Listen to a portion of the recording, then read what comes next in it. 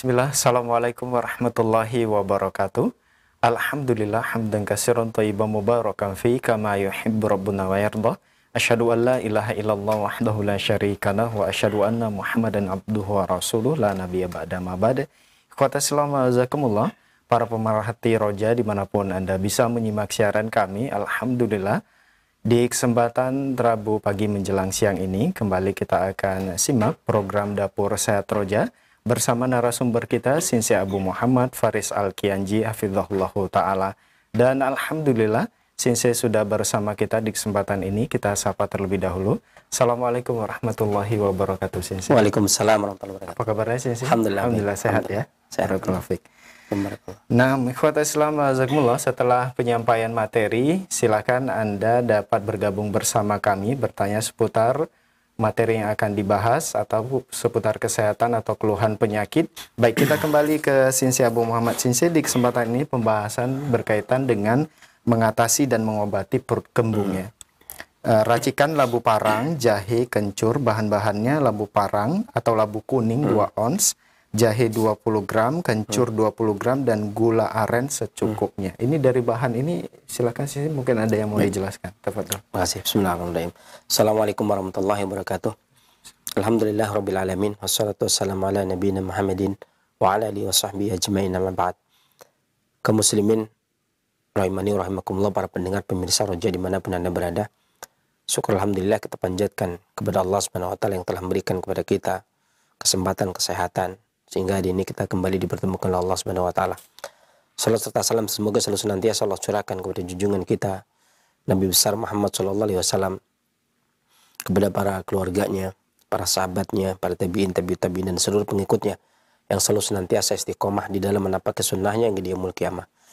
Dan adapun kemudian daripada itu, pembahasan kali ini pembahasan yang cukup menarik dan akrab dialami oleh masyarakat, yakni gangguan kembung. Karena biasanya itu kembung plus, ya kan? Jadi nggak ada yang kembung saja, itu nggak ada. Ya, tapi tema yang kita angkat justru kembungnya, kan, yang umum sekali. Karena kadang-kadang orang nggak tahu bahwasanya kembung itu ada komplikasi ke arah yang lain. Dan bahan yang kita gunakan juga lumayan bagus, ya. Boleh dibilang bahan bagan yang bagus semua. Yang pertama adalah kadang-kadang orang akan menyebutkan mana nih yang utama nih, jahe kah, labu kah, gula kah, kencur kah, gitu. Mana bahan yang utama? Ya kalau dilihat dari labu, jahe, sedikit kencur, kemudian gula, kalau kemudian dikasih daun pandan, ya kolak, kolak ya kan. Ini cocok buat Ramadan nanti pun, ini juga bagus buat orang-orang yang mengalami gangguan gangguan lambung, susah untuk khawatir tidak bisa menyelesaikan puasanya. Ini juga termasuk yang bagus mengatasi kembung juga di saat berpuasa, gitu ya. Labu ini sangat dikenal sekali, di mana dari sisi mitos maupun dari sisi fakta maupun dari sisi penelitian ilmiah. Jadi sangat banyak sekali pembahasan tentang labu, entah itu dari beberapa klasik, entah itu klasik Arab, klasik Cina, ya, klasik India, ya, bahkan Indonesia sendiri itu labu termasuk menduduki peringkat obat yang sangat luar biasa. Setidaknya labu ini memiliki sifat yang lembab, ya, kemudian sejuk lembab, di mana dia memiliki rasa yang manis. Maka dia bisa menggantikan nutrisi yang hilang. Jadi cocok buat orang-orang yang diet, ya, menggantikan nutrisi yang hilang, kemudian mengatasi gangguan perut. Karena setidaknya labu ini bermanfaat bagi limpa dan lambung untuk mengembangkan fungsinya, ya, sehingga dia akan meningkatkan rutubah plus sedikit haror, sedikit meningkatkan energi vital, tapi lebih besar meningkatkan rutubah atau meningkatkan nutrisi, ya, bagi limpa dan lambung. Itu yang pertama. Yang kedua, jahenya itu mengatasi angin dan timbunan dahak. Karena biasanya kembung itu ada beberapa hal. Bisa jadi dikarenakan penuhnya perut oleh makanan yang tidak dicerna, atau istilah familiar di klasiknya balgam atau timbunan dahak atau timbunan reak. Nah, ketika ada timbunan dahak atau reak, itu biasanya ketika kita memasukkan rutubah ke dalam tubuh, saripati makanan yang bagus, maka dahak yang tidak terpakai ini akan terbuang. persis seperti seseorang itu menuang air kopi ke dalam gelas. Kemudian ketika setelah selesai minum kopi, meskipun dia masih ada kopinya, ketika kita buka keran kemudian diisi gelasnya, lama-lama dia akan keluar anasir-anasir kopinya, gitu kan. Lama-lama akan bening. Begitu pula ketika ini yang memupuk rutubah, nutrisi, sehingga balgom dakreak itu akan keluar, gitu kan, tergantikan dengan nutrisi yang bagus. Itu dari sisi penuhnya makanan yang tidak tercerna.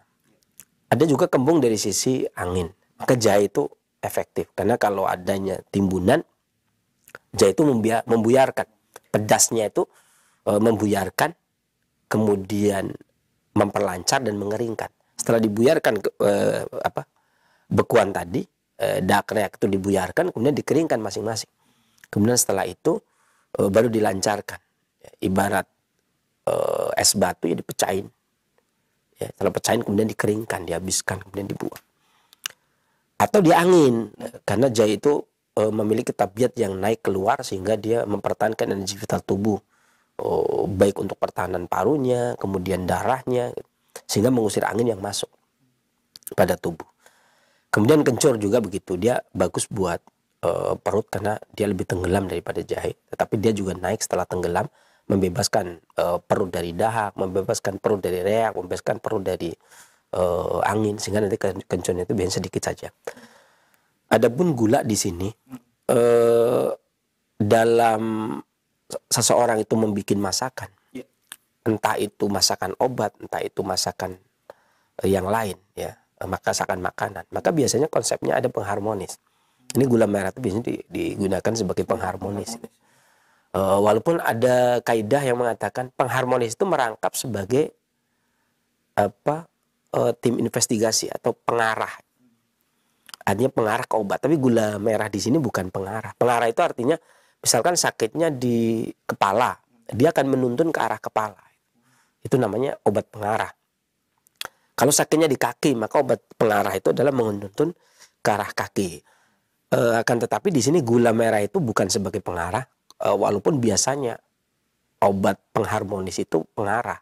Artinya dia mengharmoniskan antara bahan obat ini, yakni kencur ketemu jahe, ketemu labu. Fungsi gula merah itu mengharmoniskan. Itu yang pertama. Kemudian fungsi kedua itu juga mengharmoniskan antara makanan ini dengan perut, agar perut itu bisa menerima pertemuan dari jahe, kencur, dan labu tadi, gitu ya. Sehingga kalau gula merah sesuai selera biasanya. Seleranya manis, ya. Kok nggak pakai santan? Kan kembung masanya kembung, gitu kan. Kalau kolak kan biasanya pakai santan, ya. Nah, ini kolak tanpa santan karena untuk mengatasi kembung, ya. Hanya bagaimana ya tetap menikmati kolak tanpa kembung, gitu ya. Tetap menikmati kolak tanpa kembung, itu demikian. Baik, Ya. Kita langsung Baik, kita langsung saja. Ya. Tadi kita sudah rebus labunya, ya, karena memang jaga-jaga agar sudah kelihatan, ya, sudah kelihatan matang. Ini kayaknya gulanya semuanya saja ini. Ya. Jadi kayaknya gulanya semuanya. Jadi kan tadi pisaunya? Pisau ada di sini. Ini kalau kencur nanti kita pakai yang sedikit saja karena nggak usah terlalu banyak. Ya, kencur ini kalau sudah bersih sih nggak apa-apa, nggak usah dikupas. Tapi kalau bagi yang biasa kupas saja juga nggak apa-apa. Saya biasanya kalau makan kencur itu dikupas. Ya, ini bisa dikupas, ambil sesuai selera. Bagi orang yang tidak suka kencur, jangan kegedean, sedikit saja. Sedikit, ya. Sebenarnya memilih kencur juga kalau secara klasik ini kan, ini saya kasih contoh. Nah, ini sebenarnya kalau kencur begini itu berarti untuk ditanam, gitu ya. Tapi kalau kencur beginilah ini baru.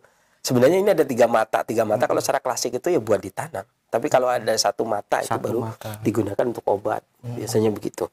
Tapi di sini kan kita nyari yang seperti susah, nanti para pemirsa atau pendengar saja yang boleh. Kalau itu dia punya secara khasiat berbeda juga. Secara khasiat sebenarnya nggak terlalu berbeda. Cuman kalau dia punya mata tiga, itu kan mendingan ditanam sehingga tunasnya cepat tumbuh. Iya, tiga itu tadi. Nah, kalau yang nggak punya tunas, ya kan mendingan buat apa? Maksudnya begitu. Nanti ya. Kita bikin geprek aja, ya. Kita kita geprek aja.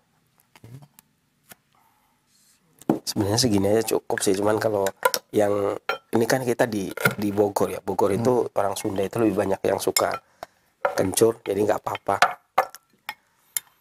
Kalau jahe boleh lah banyak. Kalau jahe itu boleh besar. Sama sih sebenarnya kalau milih untuk obat itu ya sama saja. Lebih cenderung digunakan yang tidak terlalu banyak mata. Tapi kalau terpaksa nggak ada ya nggak apa-apa. Tapi kalau jahe yang enak itu jahe emprit. Emprit. Ya. Kalau Cuman jahe emprit sekarang lagi mahal. Jahe merah aja kalah sama jahe emprit sekarang. ya emprit apa gajah nih? Yang Ini jahe sekarang? gede nih. Gajah ya. Cuman kalau kita yang enak tuh jahe emprit. Nah, biasanya kalau jahe merah itu biasanya kan buat obat. Ya, cuman jahe merah yang buat obat ini kalau buat kolak kayak gini kan ini dimakan labunya. Jadi kurang enak, kurang cocok gitu kan. Maka masih mending menggunakan jahe emprit. Cuman jahe emprit sekarang juga lagi mahal, lebih mahal dari jahe merah. Dan ini sesuatu yang langka karena biasanya jahe merah itu umumnya lebih mahal.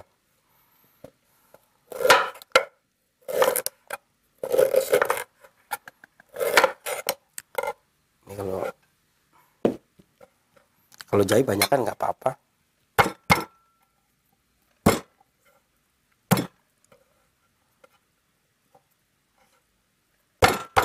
Nah, biasanya orang-orang lebih suka kalau jahe ada nggak apa-apa.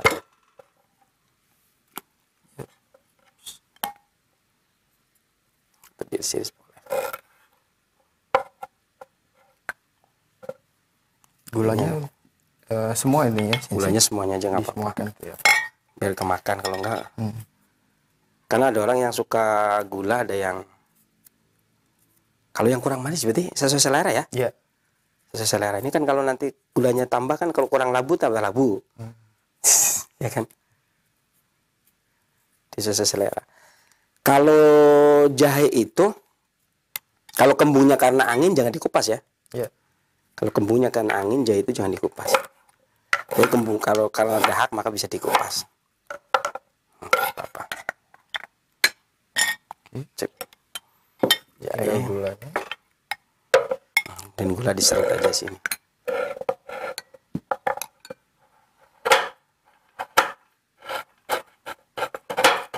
Ini gula aren dengan gula yang biasa nih.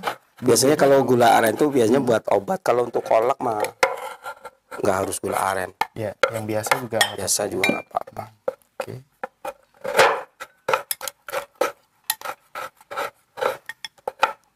Dan biasa Tapi gula kalau di aren sini sebenarnya kalau Sunda lebih banyak gula ini ya, lebih banyak gula aren ya. iya, karena lebih wangi biasanya. Iya. Kalau Sunda lebih banyak. Ini biasanya pakai apa itu? Daun ya biasanya. Iya.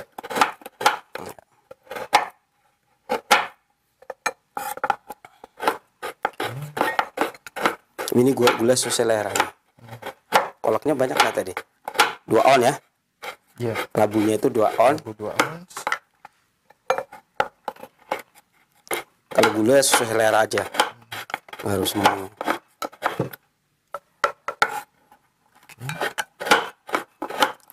Kalau gula sebenarnya nggak bisa ditakar karena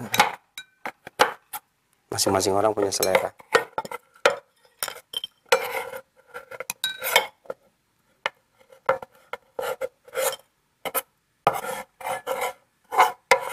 Ini sampai mendidih ya. Ya, sampai matang, sampai kolaknya matang. Sampai apa? Labunya matang. Labu ya. Ya, jadi mirip tampilan kolak ini. Ah, Sensei, betul. ya. Ini tampilan kolak.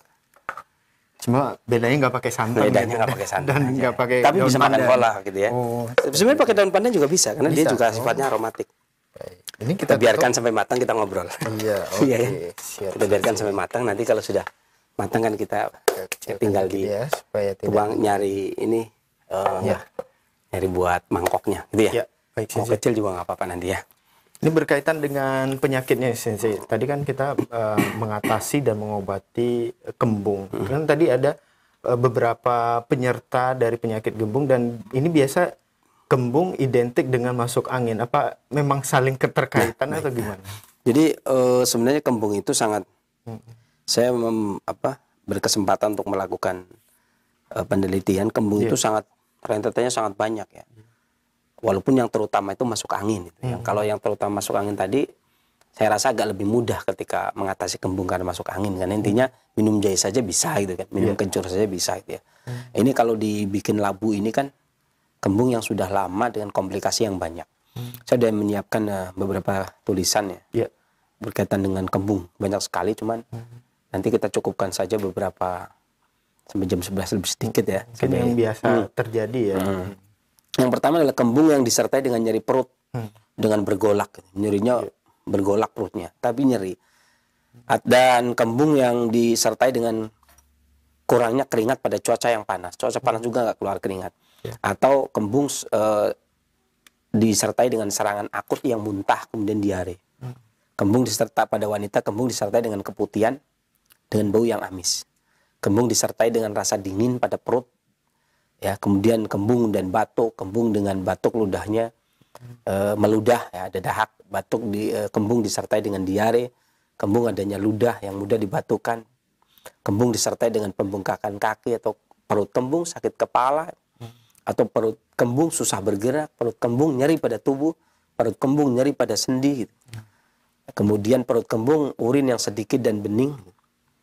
Ini perut kembung disertai dengan perut yang sakit. Nah, ini biasanya disebabkan karena pola penyakit timbunan dingin dan lembab. Nah, tumpukan dinginnya ada, lembabnya ada. Lembabnya itu yang menyebabkan timbunan lembab, timbunan dahak, itu yang menyebabkan dia kembung. Maka biasanya bahan-bahan yang digunakan selain ini, tentunya selain formula ini, ada lada bisa digunakan, kemudian adas bisa sebagai minuman, jahe segar. Kalau ini kan apa ya, untuk cemilan ya. Kemudian jahe segar itu juga termasuk bagus ya. Kemudian kalau untuk lauknya itu ikan gurame. Kalau sopnya diperbanyak seledrinya, karena seledri itu aromatik sehingga mengeluarkan dahak, meluruhkan dahak dan mengeluarkan angin. Kemudian juga rebung, ya. Kemudian kedelai, rebung kemudian benih kedelai. Nah, ini juga bagus buat kembung dikarenakan timbunan dingin dan angin. Itu yang pertama. Kemudian yang kedua, kembung yang disertai dengan rasa kenyang pada perut. Jadi karena kembung ini sedikit kenyang, bahkan belum makan kenyang terus, gitu ya. Atau adanya rasa terbakar di anus, panas di anus. Jadi bukan panas ya, tapi rasa terbakar. Itu padahal perut masih kosong gitu ya. Kosong, kembung. Kemudian tidak nyaman pada dada, kembung dadanya nggak nyaman, atau kadang diare. Dia diare, setelah diare ending akhirnya setelah buang air besar. Setiap terakhir buang air besar itu anusnya panas, panas banget. Jadi kadang-kadang sampai diminyaki. Dan nanti dia buang air besar lagi, tapi kembungnya nggak hilang. Ya, kemudian demam atau kadang-kadang kembung disertai dengan kurang selera makan. Ya jelas lah. Ya. Kemudian berkeringat karena cuaca panas atau mengenakan pakaian yang hangat, atau kembung urinnya merah, serangan tiba-tiba muntah, diare, haus terus. Ini berarti kembung dikarenakan perubahan musim dari musim semi ke musim panas biasanya. Dan musim semi itu kan sifatnya lembab. Adanya awal timbunan lembab yang ada di perut dahak, kemudian ada angin panas yang datang, ya, maka terjadi perubahan. Ini namanya lembab masih bercokol, panas datang, gitu ya. Jadi biasanya peralihan musim antara musim semi dengan musim panas. Makanan yang bagus selain ini tentunya. Ini juga termasuk, kalau ini kita kan mau peralihan ke arah panas juga. Iya. Mau masuk bulan ya, Ramadan. Betul, bulan Ramadan. Kemudian pisang bagus, rebung bagus. Ini untuk makanan. Selebihnya berarti kalau bikin kolak berarti labunya ditambah dengan pisang. Itu masih cukup bagus. Kemudian kalau bikin sop diperbanyak seledrinya. Kemudian putih telur ayam kampung bagus. Seafoodnya kepiting yang bagus. Kemudian ada mentimun bagus. Gurame buat lauknya, ya. Kemudian juga benih kedelai, artinya kecambah kedelai. Kecambah yang dari kedelai. Ini efektif kalau digunakan untuk lauk makannya. Kemudian yang ketiga, itu kembung yang disertai dengan nyeri perut atau perutnya bengkak. Ya, kemudian membaik setelah buang air besar. Jadi enakan kalau udah buang air besar. Jadi kembung itu kan ada orang begini. Bung gitu. Itu kembung itu bukan begitu, tapi nabuhnya itu ditutup, perutnya ditutup begini, kemudian dipukul. Berarti kedua tangan ya? Iya, jarinya yang, jadi bukan begini. Kalau begini mah semua orang itu biasa tuh di ini ya, satu tangan gitu. Iya, aja. harusnya bukan begitu. Jadi kalau ngeceknya itu bukan begitu. Ini pegangnya begini, Ya. perutnya. Habis itu baru ditabuh sininya. Nanti kayak kalau bunyi gendang, nah itu baru itu namanya kembung gitu. Jadi kadang-kadang orang begini, begini mah semuanya bunyinya kayak bunyi kendang semuanya. Iya kan? Ya, begini. Jadi kadang-kadang orang salah. Gitu. Jadi kalau sinsenya kan enggak. Kalau sinsenya ngajarnya gini. Ini kan ditempel gini kan. Tapi ketika orang karena nggak praktek, tahunya itu asal pukul gitu. Berarti saya kembung juga ya. Lo kembung juga gimana sih? Nggak kembung, cuman karena memang kalau langsung perut, ya emang bunyinya begitu. Tapi kalau begini. Tapi kalau yang kembung bunyi berbeda ya? Berbeda. Kayak mana yang ada angin itu. Itu kalau ketika di pukul itu juga akan berbeda. Dan heran. Karena pengobat juga nggak tahu juga. Dan nggak semua pengobat. Nah ini itu biasanya begitu ya. Disertai dengan nyeri perut atau pembengkakan dan membaiknya setelah buang air besar. Baru enakan semuanya. Gitu ya. Kemudian ketika kembung disertai dengan kalau menelan sesuatu itu rasanya asam. Terus sering sendawa. Gitu. Dengan nafas yang tak sendawanya itu nggak sedap. Kemudian sendawa dengan kurang selera makan karena dia banyak angin atau banyak dahak. Fesesnya berair karena banyak dahak. Kemudian susah tidur, nafasnya asam tak sedap, perutnya sakit, fesesnya bau sangat tidak sedap, muntah. Dia terus menerus atau muntah. Makanan yang asam, baunya tak sedap, menyukai minuman dingin. Ini dikarenakan pencernaan yang memang kurang baik. Tidak bisa mencerna makanan. Jadi perutnya penuh. Kembung seperti ini selain formula ini, makanan ini, labu, jahe, kencur dan gula ya, boleh juga ditambah dengan daun pandan. Ya. Itu bisa makanan-makanan yang lain yang bagus. Kalau lada itu bagus lada, ya. Kemudian kalau sop diperbanyak ladanya. Kemudian kalau buah itu anggur. Ya, buah anggur. Kalau buah. Kemudian teh juga bagus minumannya. Itu sebagai minuman teh. Kemudian tomat itu juga bagus. Pada beberapa daerah yang nggak Indonesia, kalau Indonesia nggak rekomend nangka. Itu kalau di daerah yang panasnya ekstrim, dinginnya ekstrim kayak Arab dan Cina, itu nangka itu rekomendasi. Tapi kalau di sini nggak. Karena ini tropis ya. Iya, kalau ini tropis nangka itu begitu tambah kembung ya. Iya kan, ini salah. Ini dan ini yang ketiga, yang terakhir, karena ada jam 11 terakhir ya. Ya. Jangan kebanyakan. Ini masih banyak banget soalnya. Ya, kebanyakan nulis ya. Kemudian kembung dikarenakan nyeri perut, urinnya bening, tangan kaki dingin, diare, muntah yang muncul sering, kelelahan. Kembung kemudian udah lelah, cegukan dengan suara yang rendah, menyukai kehangatan. Sukanya berselimut, bajunya tebal, kemudian suka dipijit. Itu karena banyak angin berarti. Ya, jadi kalau dipijit itu nikmat, kalau nggak dipijit nggak nikmat. Itu bawaannya dingin. Bawaannya pingin dipijit terus. Gitu ya. Nyeri yang memburuk saat kelelahan dan lapar yang membaik setelah istirahat dan setelah makan. Atau wajahnya pucat, diserat kembung yang disertai dengan kaki tangan dingin, disertai dengan kurang selera makan karena penuhnya perut penuh angin dan dahak. Kemudian napasnya pendek, sakit perut atau perutnya bergolak, kadang-kadang muntah. Ya, dan ini yang kembungnya luar biasa biasanya. Maka yang seperti ini dikarenakan kelemahan limpa dan haroroh pada perut, sehingga panas tubuh itu tidak bisa mencerna makanan, sehingga adanya penumpukan makanan dengan angin. Yang bagus selain ini tentunya lauknya, ini kan tadi kudapan ya. Lauknya itu bisa sirip ikan hiu. Sirip ikan hiu. Kalau yang kaya, yang mahal gitu. Karena tahun 95 saja udah satu porsi 75.000 ya, satu mangkok kecil.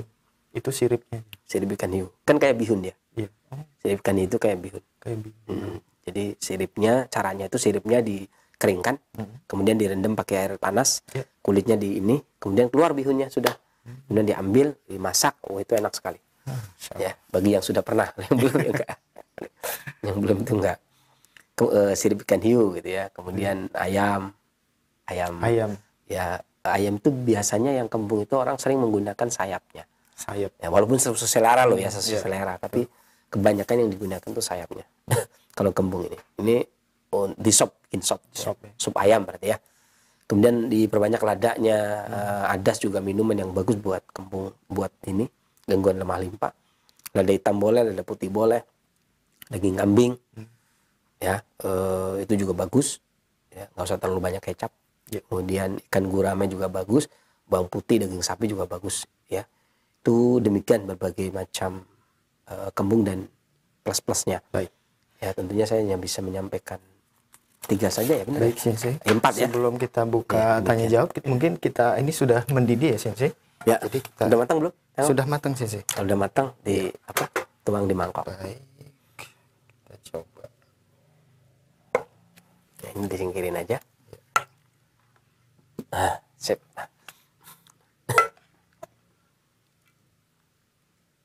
Kolak labu tanpa santan, Kolak gitu ya. labu tanpa santan ya. Untuk mengatasi gangguan orang yang memang tidak cocok untuk santan. Di musim-musim hujan juga enak nih Enak Sensei. ini, ya. Bagi yang selera boleh tambah daun pandan. Iya. Kalau daun pandan kalau kita nyiapinnya Dan seminggu, ini labunya bisa sudah dimakan bagus, ya. bagus banget, matang banget. Tinggal dicicipi nanti kalau udah selesai. Insya Hanya kalau sekarang nyicipi kasihan yang lihat. Allah. Ya. Yes. Baik. Jazakallah khairan Sensei atas penyampaian materi yang sangat bermanfaat sekali di kesempatan ini. Baik, ikhwata Islam wa jazakumullah, silakan bagi Anda yang ingin berkonsultasi secara langsung seputar kesehatan atau keluhan penyakit. Halo. Pertanyaan pertama, Ya, silakan sudah masuk. Mohon dikecilkan terlebih dahulu volume televisi atau radionya. ya. Assalamualaikum. Ya, dengan siapa di mana? Dengan Wahyu di Sulawesi. Silakan, Bapak. Ya, Sensei izin, saya mau tanya. Ini corona ini kan kebetulan saya dinas di Jakarta. Jadi saya pulang itu malam terus. Saya sering kembung ini, Sensei. Jadi saya mandi malam, ya harus berhenti masuk rumah. Kemudian yang saya jadi pertanyaan saya sudah jalan 1,5 tahun ini, saya tiba-tiba kena remang hati, Sensei. Gimana Pak? Coba diulangi Pak keluhannya. Keluhannya karena sering mandi malam. Sering mandi. Sensei, jadi saya kena rematik, Sensei. Rematik ya Pak? Ya, rematik kembung gitu, Sensei. Baik. Jadi mohon petunjuk kira-kira apa yang perlu saya konsumsi. Di samping itu saya ada sedikit gula tinggi gitu, Sensei. Terima kasih. Assalamualaikum warahmatullahi wabarakatuh. Waalaikumsalam warahmatullahi wabarakatuh. Tafadhol. Rematik masih bisa menggunakan labu ini, tapi kencurnya ditambah, yang tadi 1 jari ditambah 2 jari. 2 jari ya. Ditambah 2 jari. Boleh ditambah dengan daun pandan, tapi kalau untuk ini kan makanannya. Iya. Kalau untuk resep kesehariannya, karena rematik itu sebenarnya ada beberapa jenis. Di antaranya ada rematik angin yang berpindah-pindah, atau rematik dingin yang kalau dingin dia kumat, atau rematik panas kalau rematik sindrom panas kalau memang sampai memerah bagiannya. Kan ada itu sendinya memerah atau ibu jarinya, itu kan angin panas. Jadi ada nggak semuanya sama sih ya. Kita juga nggak tahu tadi Bapak itu rematiknya jenis rematik apa. Untuk sekedar pencegahan ya, Ibu Bapak bisa menggunakan 3 lembar daun salam, kemudian 1 ibu jari jahe atau 2 ibu jari jahe, kemudian dikeprek, rebus pakai 1 gelas air sampai mendidih saja, kemudian minum selagi hangat. Ya, lakukan pagi dan sore. Dan sebagai penjagaan mau tidur saja. Demikian mudah-mudahan Allah angkat penyakitnya dan bermanfaat bagi para pendengar dan pemirsa yang lainnya. Selanjutnya. Baik, jazakallah khairan Sensei atas jawaban yang disampaikan. Semoga bermanfaat untuk penanya Bapak. Baik, masih kami buka kesempatan. Silakan bagi Anda yang ingin terhubung secara langsung. Halo. Ya. Assalamualaikum warahmatullahi wabarakatuh. Waalaikumsalam warahmatullahi wabarakatuh. Umu Abdillah di Mamuju, Sulawesi ya.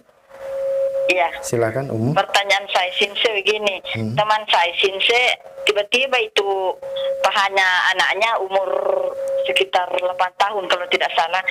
Tiba-tiba bengkak dan tidak bisa susah berdiri, Sinse, sakit. Bengkak bagian mana Ibu?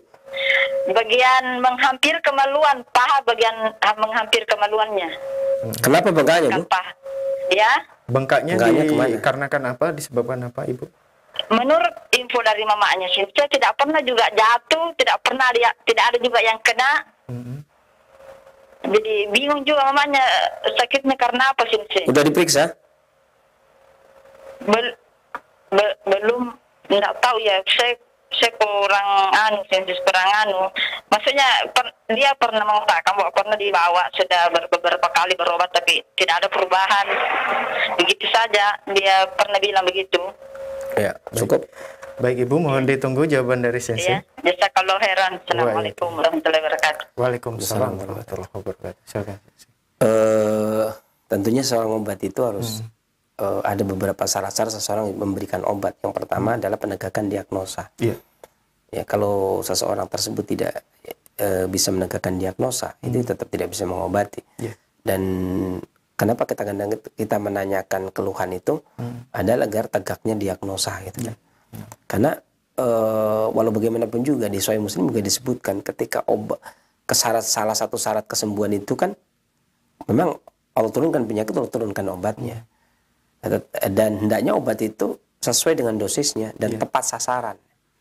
Makanya kadang-kadang ada istilah dalam ilmu akrobazin, peracikan obat itu ada istilah bahan obat yang bisa menghantarkan ke lokasi penyakit. Gitu ya. Pentingnya hal tersebut dikarenakan terkadang apakah obat ini oke lah dosisnya sudah pas misalkan. Tapi apakah obat ini itu bisa sampai ke penyakit? Gitu kan? Apakah penyakitnya di kepala, penyakitnya di mata, penyakitnya di dada, penyakitnya di mulut, penyakitnya di perut gitu kan? Atau penyakitnya di bawah. Gitu. Ini formula ini sudah cukup belum? Untuk naik turunnya. Dia akan naik apa enggak, akan turun apa enggak gitu kan. Jadi memang kadang-kadang itu pentingnya kenapa riwayat penyakit itu harus jelas itu. Itu seperti itu.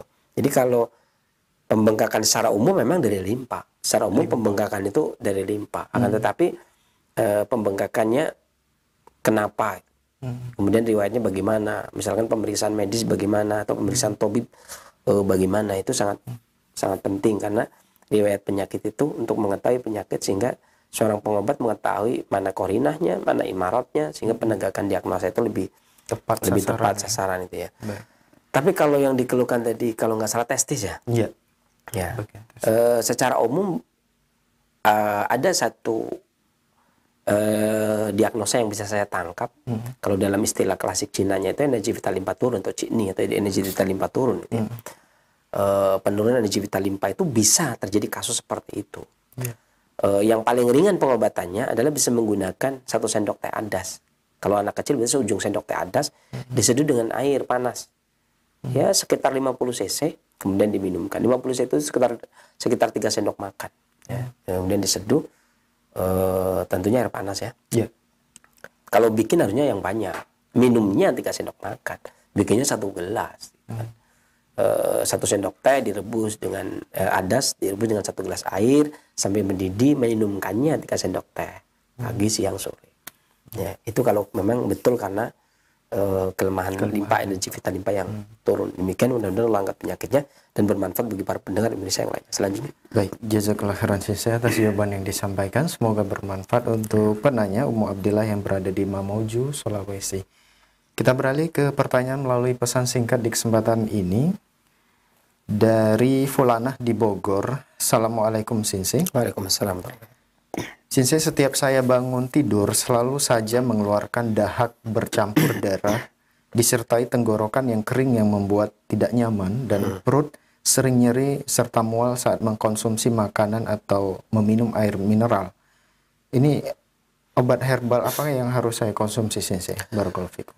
Waalaikumsalam. Biasanya darah itu tidak akan keluar dari pembuluhnya kalau tidak panas berlebih. Dan ada minimal ada 3 pemicu. Ada 3 organ yang punya erat kaitannya dengan keluarnya darah dari pembuluhnya.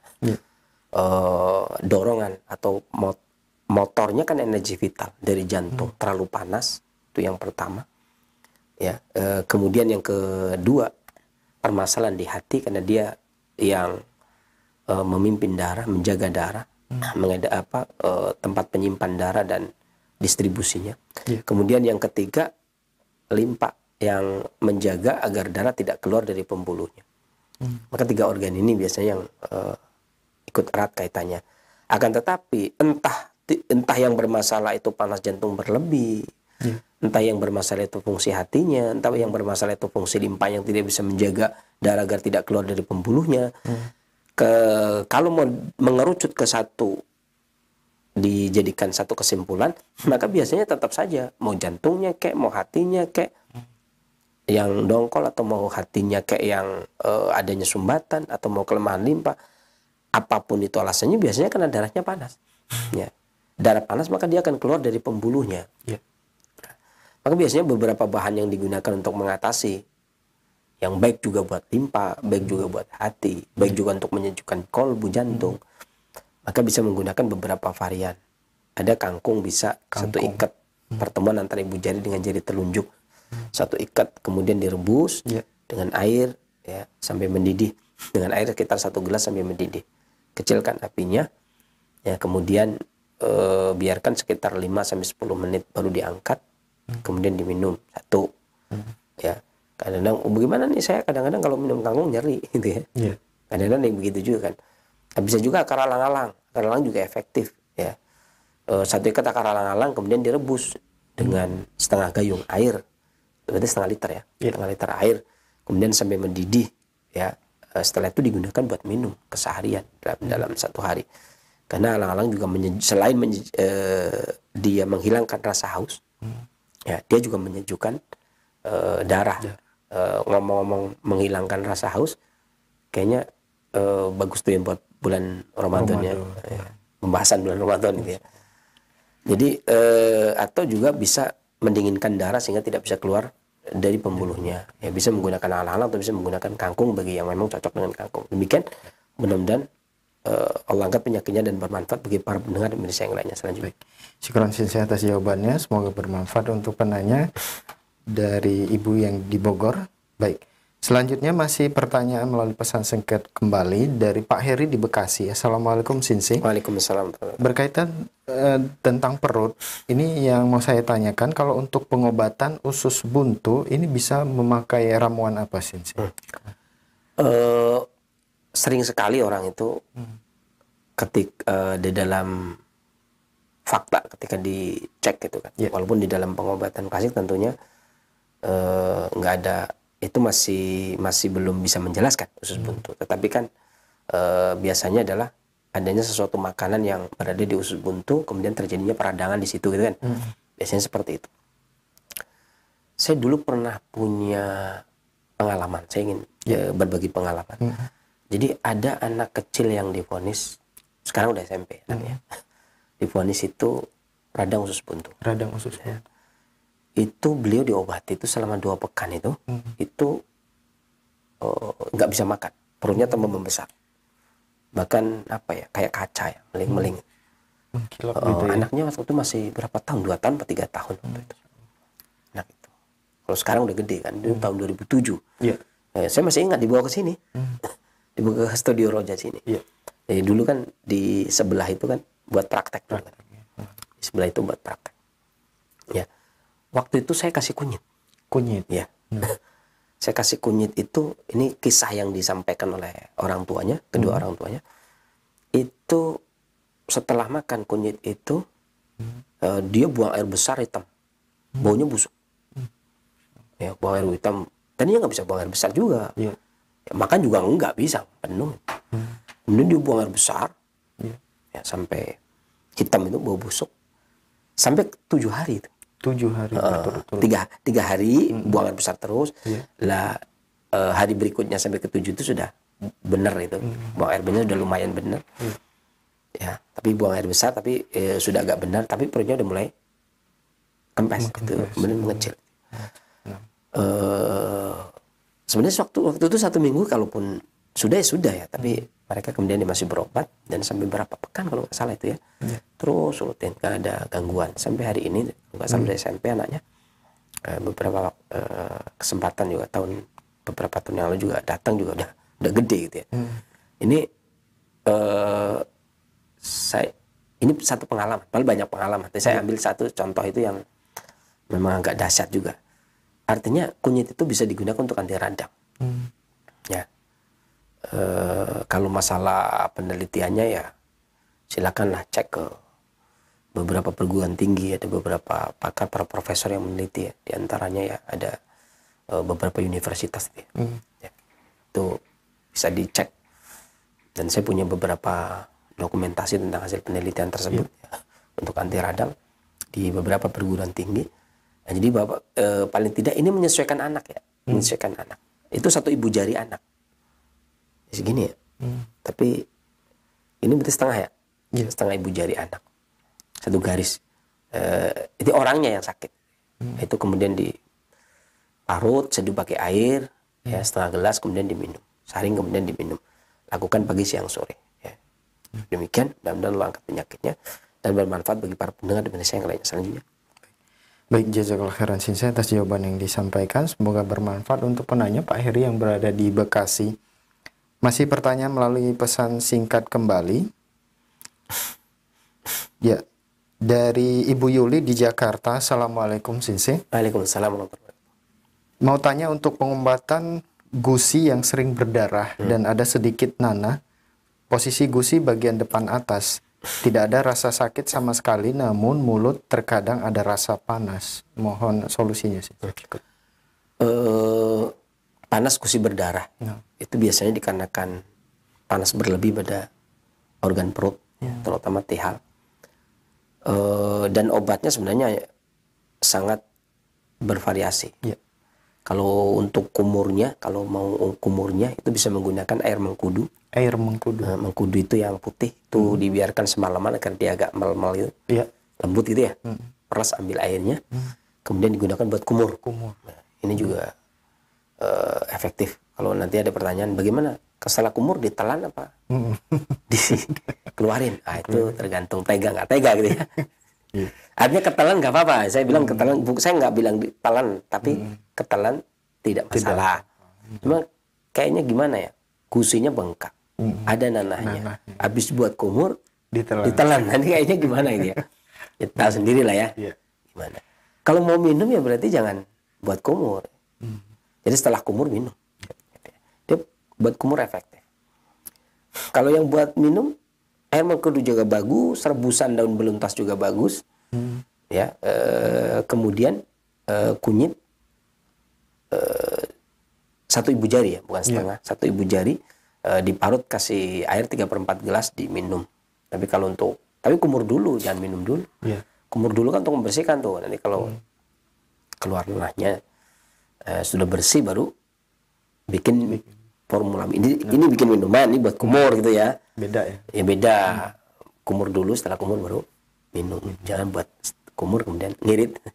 Kumur buat minum. Demikian mudah-mudahan langkah penyakitnya dan bermanfaat bagi para pendengar Indonesia yang lainnya selanjutnya. Baik, jazakallah khairan Sensei atas jawabannya. Semoga bermanfaat untuk Ibu Yuli yang berada di Jakarta. Masih pertanyaan pesan singkat kembali dari hamba Allah. Assalamualaikum Sensei. Waalaikumsalam. Qadarullah, saya mempunyai asam lambung dan hampir setiap hari masuk angin Sensei. Dibarengi rasa keliengan kalau udara dingin, sering mendadak batuk berlendir. Sebaiknya konsumsi apa Sensei?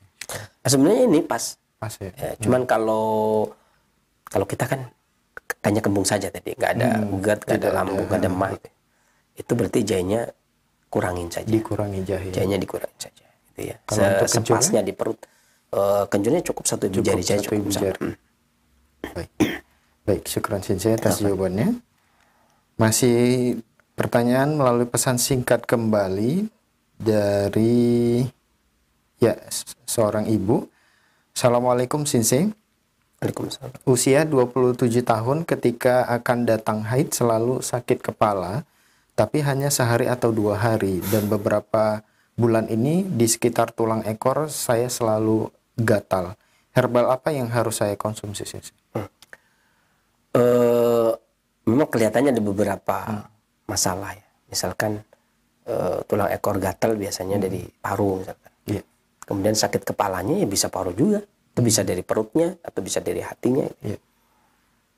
Ini kadang-kadang, makanya kadang-kadang ada beberapa kawan yang tolong dong Sensei, jawabannya nggak usah dijelasin, fokus saja kepada resepnya. Jadi bingung juga kalau suruh fokus ke resepnya itu kan. Kan saya jelasin dulu biar pas apa enggak nanti dipakai. Kalau enggak pas jangan dipakai.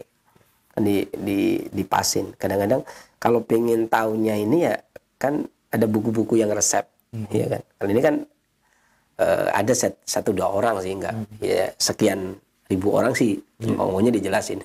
1-2 orang kadang-kadang mungkin baik juga sih karena biar apa? Waktunya panjang, resepnya yang keluar banyak gitu ya. Sebenarnya kalau pengen resep keluar banyak ya bisa klik di www.roja.com gitu ya. Itu bisa dilihat kembali gitu. Jadi mengulang masa-masa roja zaman bala. Ya. Itu memang ada beberapa hal ya pusing. Tapi jahe juga bisa buat paru kalau memang pusingnya juga dari paru. Angin yang menyerang paru. Kemudian masuk ke hati. Itu jahe juga bisa. Satu ibu jari jahe digeprek. Ya, kalau gampang masuk angin berarti dibakar dulu. Kalau nggak gampang masuk angin berarti digeprek saja. Kemudian diseduh pakai air panas mendidih sekitar 200 cc. Kemudian pakai gula aren secukupnya atau madu. Kemudian diminum mau tidur. Demikian mudah-mudahan langkat penyakitnya dan bermanfaat bagi para pendengar bisa yang lainnya. Oh ya, kalau saat pusing plus kalau saat pusing. Mau tidur buat penjagaan atau saat pusing. Demikian.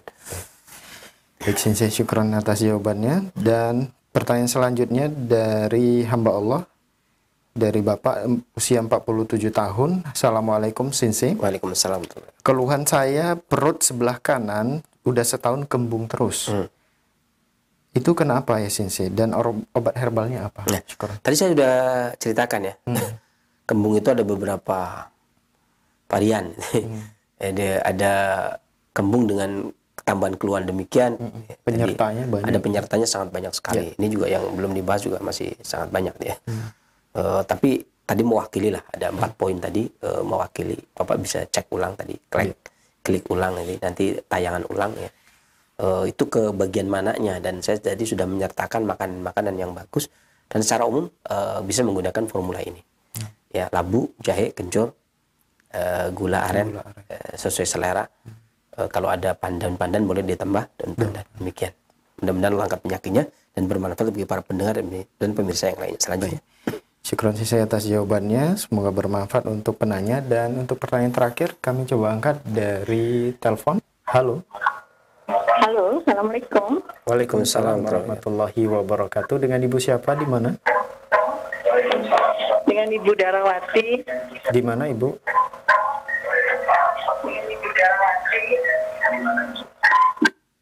Dikecilkan terlebih dahulu, Ibu, volume televisi atau radionya. Halo? Ya, Ustadz. Ya. Ya, saya dengan Ibu Dara. Saya mau menyimpang sedikit ini, Ustadz. Ya, langsung, Ibu. Iya, ya, Ustadz. Saya punya ayah, usianya umur 85 tahun. Keluhannya apa? Keluhannya itu beliau sedang sakit, kalau sedang sakit, tulang belakangnya itu ada yang sedikit retak. Kenapa, Ibu, tulang belakangnya? Punggung, pinggang. Pinggang, ya. Retak. Dari dokter ortopedi memang tidak boleh dioperasi. Retak ya, Ibu? Iya sih, karena osteoporosis. Oh ya, osteoporosis. Nah, mungkin ada obat-obatan sih. Masih minum obat dokter? Ayah saya, kalau dokter sih hanya dikasih Elkana saja untuk kalsium karena memang tidak boleh dioperasi, jadi suruh istirahat tidur saja. Ya, itu masih dikonsumsi sampai sekarang ya, Ibu? Masih sih, memang belum lama. Ya, alhamdulillah. Baru sebulan gitu. Baik. Terima kasih, Sensei. Assalamualaikum warahmatullahi wabarakatuh. Waalaikumsalam warahmatullahi wabarakatuh. Jadi, ya,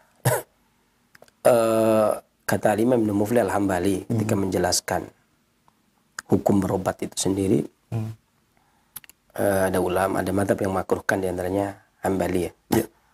Memakruhkan kalau mengurangi tawakal kita kepada Allah Subhanahu Wa Taala. Tapi kalau memang menambah tawakal kita kepada Allah, ya seperti pendapatnya Imam Syafi'i, masuk mensunahkan melakukan berobat gitu ya. Dan ini upaya, sebenarnya ini juga merupakan batasan upaya kita. Artinya ketika kita sudah berupaya memilih jalur yang tepat sesuai dengan keahliannya, Ibu datang ke dokter ortopedi gitu ya, spesialis, tidak cukup 10 tahun beliau belajar gitu ya. Tentunya spesialis banget gitu ya. Itu yang paling bagus dilanjutkan. Apalagi sudah diberikan obat, kemudian dikatakan tidak boleh dioperasi dan sebagainya. Ini tentunya sudah pakai perhitungan yang matang. Ya, dengan keilmuan yang dimiliki. Sementara terkadang saya ingat sebuah pepatah bahwasanya pengobat barat dengan pengobat timur itu ibarat engkau berjalan ke barat, saya berjalan ke timur. Sungguh jauh antara timur dan barat. Semakin jauh gitu ya. Semakin dia berjalan ke timur, semakin berjalan ke barat. Jadi ini maksudnya menunjukkan sudut pandang yang sangat berbeda. Kalau seseorang itu sudah setar dengan pengobatan barat, udah dibawa jauh gitu ya. Harus terbaliknya itu kan. Ya, tapi harus juga berjalan ke barat misalkan. Ibarat orang puisi tadi ya, pepatah tadi. Tetap harus berjalan ke barat, tapi juga harus berjalan ke timur. Ini kan sesuatu yang susah sekali. Artinya secara logika faktanya begini. Para peneliti itu sepakat ketika kurkumin saja ketemu dengan paracetamol itu jadi racun. Gitu kan. Ketemu dengan allofurinol, apalagi phenylbutazol, apalagi. Jadi kurkumin dari kunyit, hanya sekedar kunyit saja ketemu dengan paracetamol akan menjadi racun. Artinya tidak memiliki kesamaan senyawa, gitu kan? Bahkan kontra senyawa. Ini kan sebenarnya nasihat yang bagus ya buat kita agar tidak gegabah di dalam mencampur, gitu ya. Hanya karena misalkan reaksinya lambat, kemungkinan karena usia bisa seperti itu. Kadang-kadang ya memang kesembuhan ya bukan dari dokter tapi dari Allah Subhanahu wa taala. Jadi kalau kita sudah ikhtiar ke dokter itu tepat, dokternya dokter ortopedi.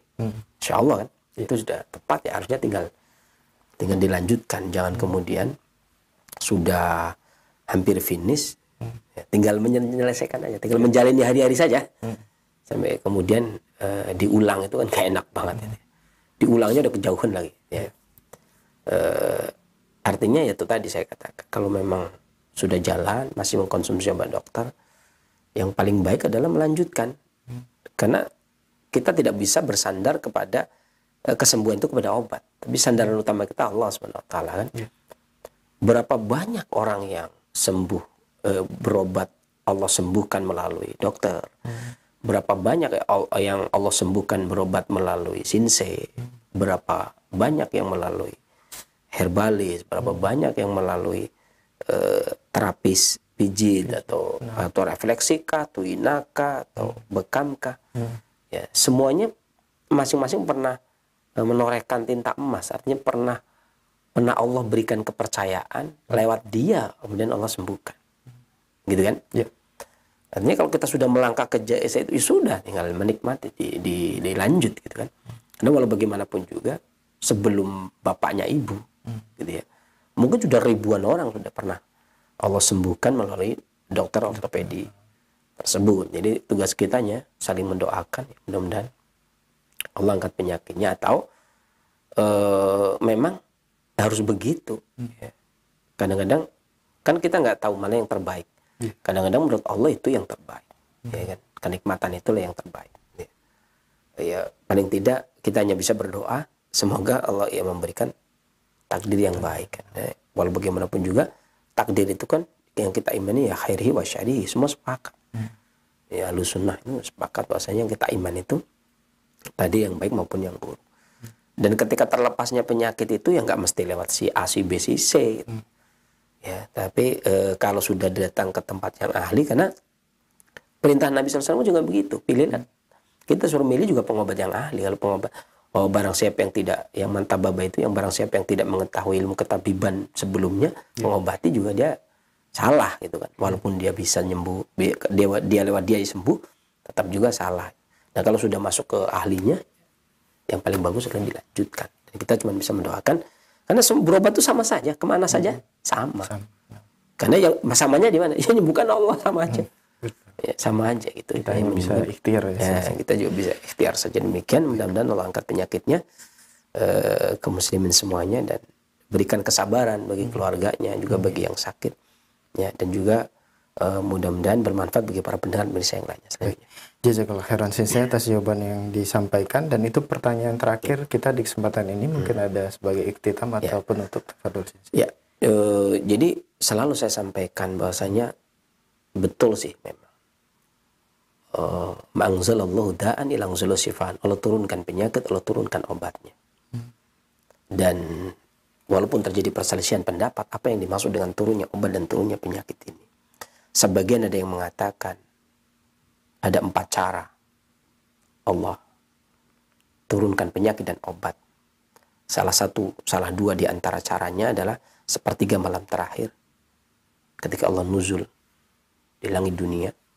Allah angkat doa hambanya, ijabah doa hambanya, Allah turunkan penyakit, Allah turunkan obatnya. Atau ketika Allah turunkan hujan menjadi rahmat, kadang-kadang menjadi penyakit dan kadang-kadang menjadi obatnya juga. Ya. Tapi ada juga yang mengatakan, semisal Imam Al-Qayyim ketika menjelaskan tentang mangzalallahu da'an ila anzala shifaan, alimahu man alimah wa jahilahu man jahilah. Allah turunkan penyakit, Allah turunkan obatnya. Tetapi yang memiliki pengetahuan tentangnya di dalam Musnad Imam Ahmad, ya. Tetapi yang Allah beri pengetahuan dia tahu, yang tidak diberi pengetahuan dia tidak tahu. Maka kata Imam Al-Qayyim, obat adalah ilmu. Gitu kan? Obat adalah ilmu. Jadi betapa banyak orang punya bahan obat tetapi tidak bisa mengobati. Artinya di sini kalau obat itu adalah ilmu, barangnya udah banyak. Iya kan? Sakit saya ternyata obatnya pakai kunyit. Nah, kunyit itu sebelum mbah saya lahir udah ada. Berarti Allah sudah, iya kan? Allah udah siapkan obatnya sebelum kita sakit itu. Cuman yang jadi masalah adalah ilmunya.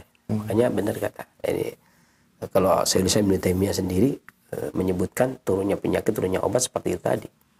Sepertiga malam terakhir atau di saat turunnya hujan. Kalau Imam Ibnu Qayyim sendiri menyebutkan bahwasanya sesuai dengan hadis Imam Ahmad, yang namanya obat itu ilmu.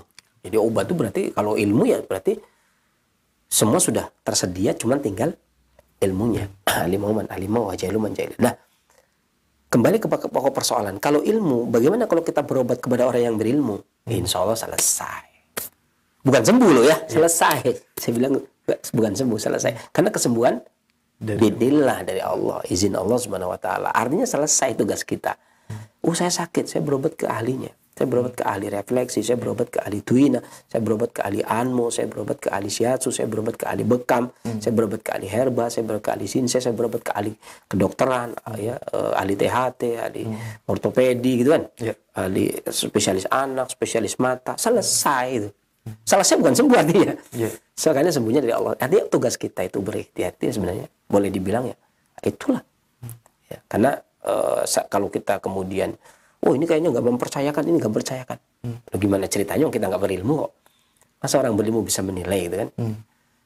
Karena kesembuhan dari Allah. Adapun asal kita sudah datang ke tempat yang benar-benar memiliki ilmu, karena kata alimah man alimah wa jahilu man jahilah, yang diberi pengetahuan dia tahu.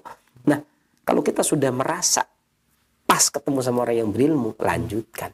Tinggal berdoa kepada Allah Subhanahu wa taala tentang kesembuhan tersebut.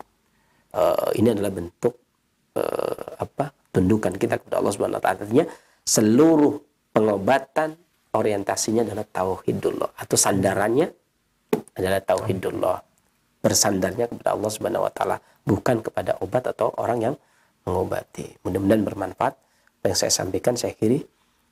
Dan sebelumnya, bagi orang yang ingin tahu tentang lebih banyak tentang pendidikan ilmu kesehatan klasik, bisa menghubungi 0812 8392 1100 atau 0821 3110 3110 info tentang pendidikan dan pengetahuan tentang ilmu pengobatan klasik. Mudah-mudahan bermanfaat.